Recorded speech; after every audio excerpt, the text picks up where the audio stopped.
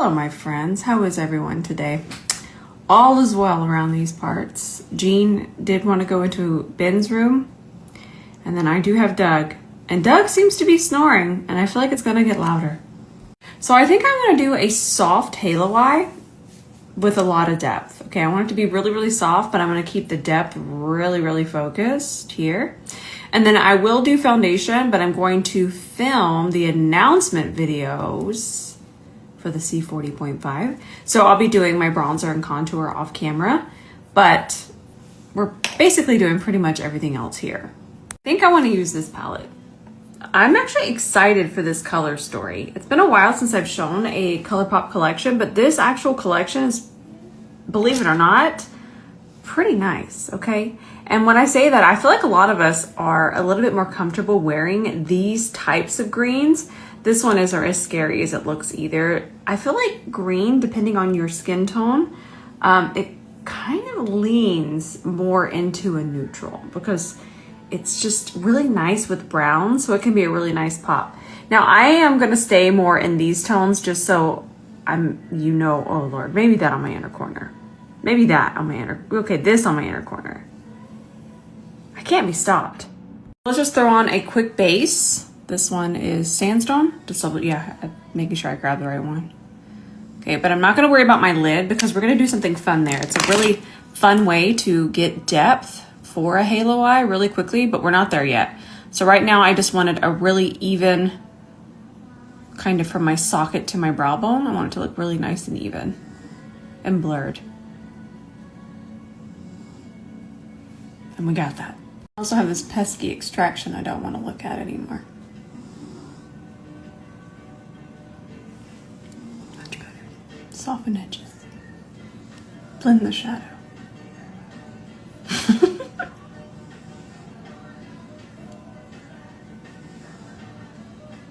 Do you see me tapping? I feel like sometimes it just spreads it more evenly than even the swirls. I'll swirl out here to diffuse, but I just get a more blurred, even application, even with this fluffier brush, if I do tapping motions. But you gotta hold the brush a little further back or it's just kind of floppy and not as much control. So just hold it further back and just do some tapping motions. So I really like this palette because this shade is basically the sandstone shade, but in powder form. So I'm gonna go ahead and just add a little bit more dimension. I love a good eyeshadow that has my similar undertone, and it's a matte. It's a little bit more pink than sandstone, but that's perfect for me. I love the idea of the pink and the green. I like this palette. And I never ever have issues with ColourPop quality. So I think we're gonna be good to go. I'm gonna wipe my brush off because I'm gonna switch over to this shade and just do a little bit of highlighting here. Just a soft highlight. And kind of a little top half blur. Okay, you're gonna need to trust the process here because it's gonna feel a little unfamiliar, but it's gonna be really good. I'm gonna take a clear base, something sticky, something wet. Okay, and I'm just gonna place it there and there. All right, we still need to smooth it out. Somewhere is the brush. Here's our D2, the dense side, okay? It can go on the lid, that's okay. You can connect it, but we want most of it here and here. Okay, that is not going to dry until we get a few steps in. So the next thing we're gonna do is most eye pencils have a dry time. Even if they have a really long dry time, I want it to be longer because I'm using this depth here to my advantage. So I'm just gonna draw kind of a little circle there, and I'm gonna draw a little circle there. And that wet base is keeping this extra creamy. So now I don't have to panic. I've got time to blend. Now we're just gonna go to the next dark shade, switch to an E27, and I'm gonna tap that above.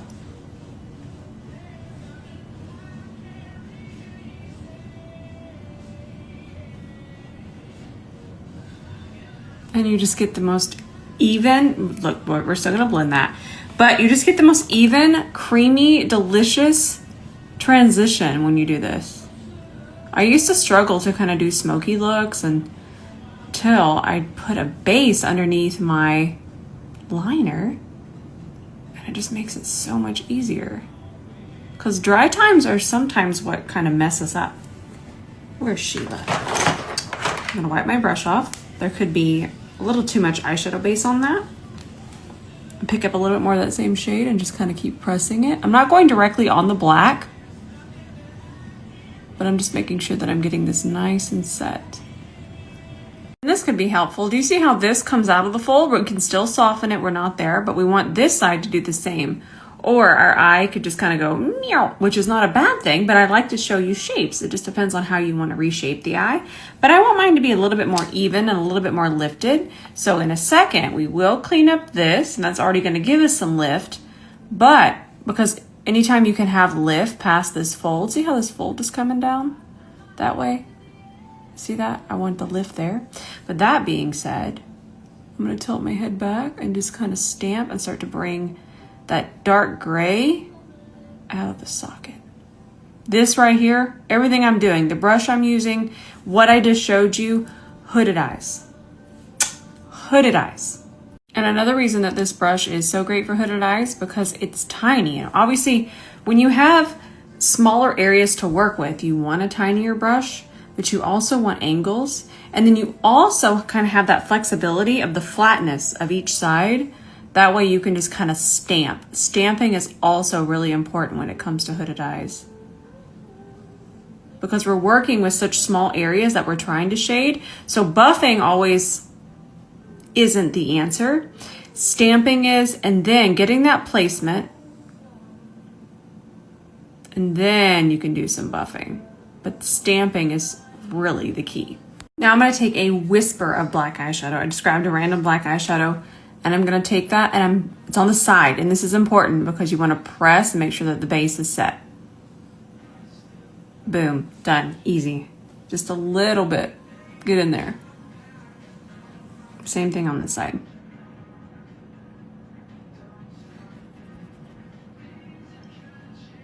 Minus the hair. Lord have mercy, that was not satisfying. I'm so sorry. All right, there we go. Now, back to a fluffy brush. Now grab this shade again. Fluffy brush, because we don't want to lay down too much product, and I'm just going to tap. I'm actually going to completely relax my eye, because that's all I'm wanting to do is kind of melt. And I don't really need to worry about in there, because that's not exposed and it's already set with that black eyeshadow. I just want to make sure that that gray shade that's transitioning there is nice and transitioned, and everything is nice and set and blurred. This needs to get on my eye, but I need a C3. We're gonna put this directly in the center. How's that picking up? I'm always so proud of my brushes. That's gonna go right in the center. Wow.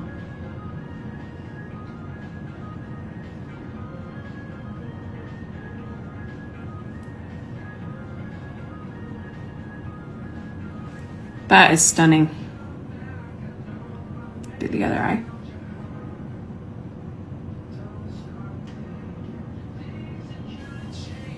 This color deserves the 2016 cut crease.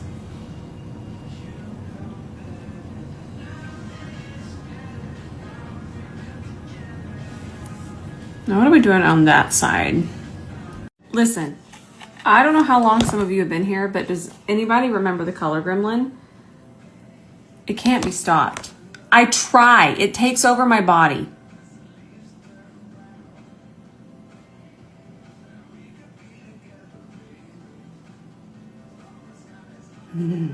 Just a little whisper.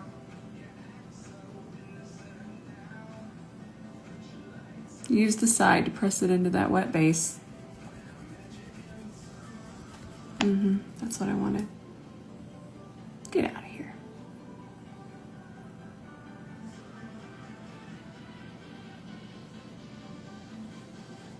Ooh, that's cool. I'm just gonna add a little extra of the black here, really to the lash line, to make sure that's nice and dark. I'm gonna skip the center though.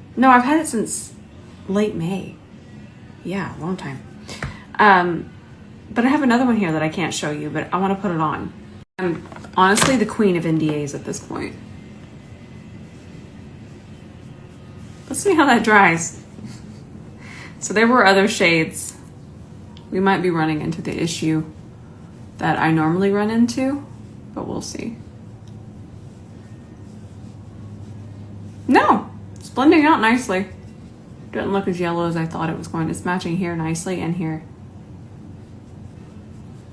Also, I love how I'm trying a new foundation that I've never tried before I go film Rose and Then Beauty content. I don't care. Y'all can just comment and be like, oof, that foundation, I saw you put that on, I told you.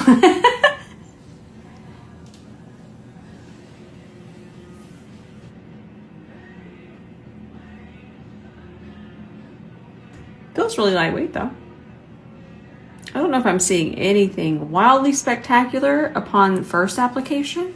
I am going to need to build it up a little bit right here. That's normal. You can see it dries to a different color, which is not bad. It's not bad to me, but it's just something to really be mindful of if we go to pick out a shade. If and when. I still think it's a hair too yellow.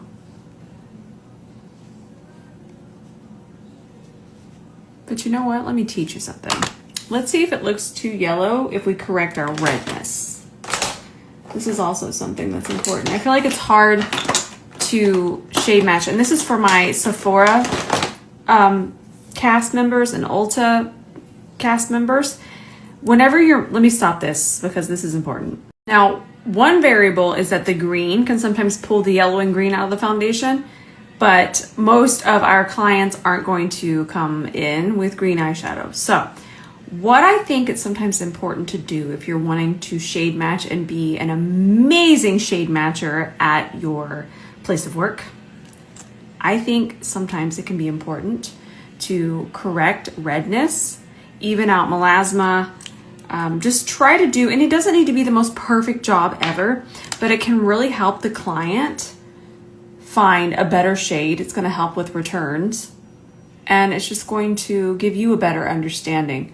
So if you're going to help a client find a really nice shade that they feel really great about and don't feel like they need to return, maybe we should just color correct a hair if it's an issue.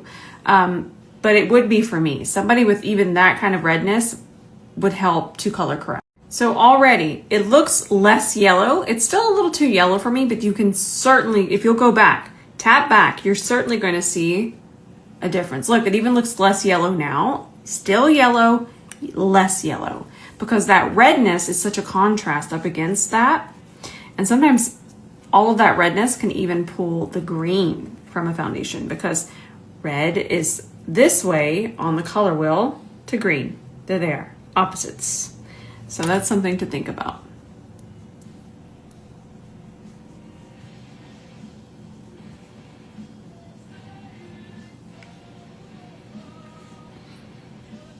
Still too yellow, but we can, I definitely see a difference. Now I need to melt my foundation. Whenever I do more intense,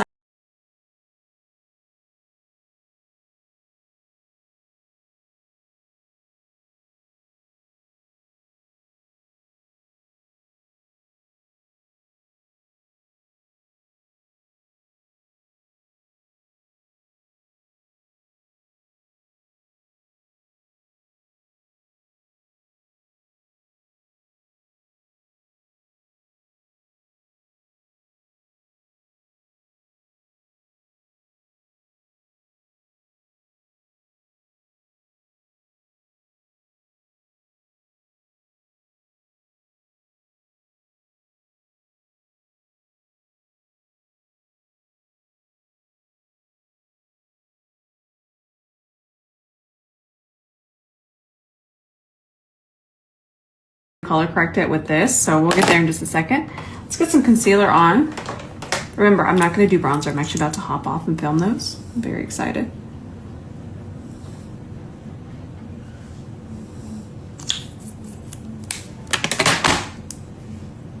C32.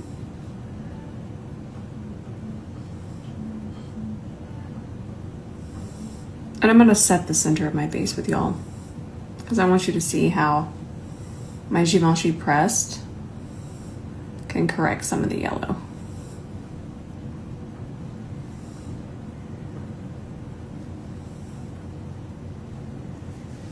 I'm just gonna do one side so you can see. Ooh, Lord, I'm about to be chasing them pebbles around again. Okay, got it.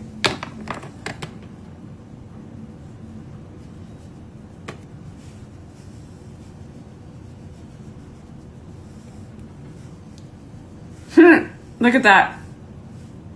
I love this powder. Please never leave me, powder. Never leave me. Let's finish up the eye. I'm gonna do that same Kosas pencil on the waterline here. But I'm coming at that angle. Remember that video I recently did? So come at the angle. Same thing here, just kind of following that down. I'm trying to decide what I want to put in the center. And then to match kind of this caramelly lid, I'm going to grab this caramel liner. The shade is actually called Caramel. Got Vintage Beaver on right now. Now remember, I'm not going to do blush and bronzer, so if this is looking a little wild, it's because I got to go film it. Oof, that's pretty. Just little things like that. Think about how much fun it would be to do your favorite eye makeup and then just do half, even if it's brown and a caramel in the middle, that's fun. I'll find any excuse to get back into this shade. And then I'm gonna place that here. That's without base too, y'all.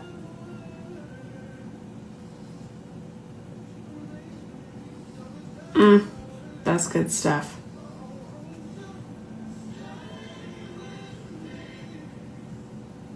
I haven't heard this song in a long time. By the way, if you're wondering what the playlist is, it's just my Pandora thumbs up over the past, I don't know, however long Pandora's been around. Did you know that Kosas has a gray liner? Ooh, that's too much. Well, now you do. Gray is beautiful, and I'm just kind of using it to blend and shade around to make the gold really, really pop.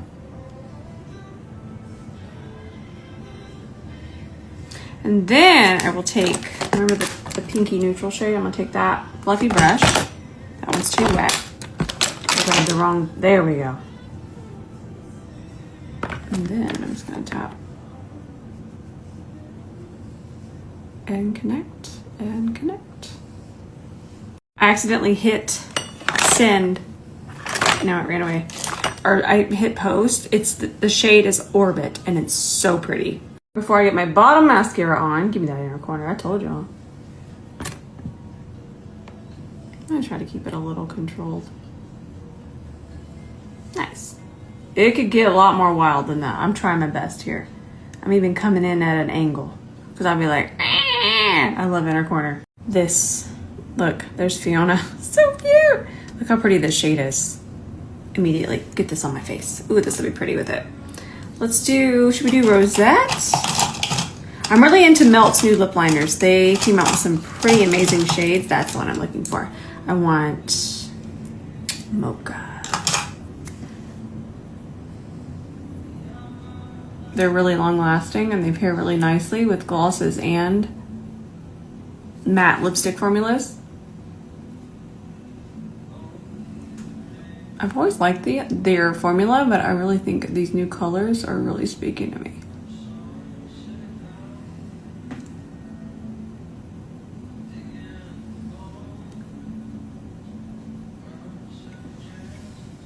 All right, we got shade Ogress here. Gorgeous. So excited. It smells like a little fruity, smells like the 90s. Yeah, that's gorgeous. Big fan. Feels comfortable. Feels more like a lip oil. What is it? Oh no, it's a gloss. But it feels really lightweight. And even though this is a more saturated color, it's still kind of tying itself into our transition color here. Sassy. I I love y'all so much. I'll post the in pictures or the videos that I do up close after I get the bronzer on, but I got 2 videos I have to film for Rosenbin Beauty to welcome this. Looking for the original size. Apparently I don't have it. There it is. Smaller, shorter, so it's going to be a little bit more dense. It's going to be great for sculpting and bronzing. All right, I love you. Bye for now. I just finished filming, and I don't think my sculpt has ever looked this seamless. So I actually used contour here and then a little bit of bronzer, but the difference, that's all I'm going to say. Actually, I'm going to say C40.5, and then that's all I'm going to say. That looks so good. All right, love you. Have a wonderful rest of your day.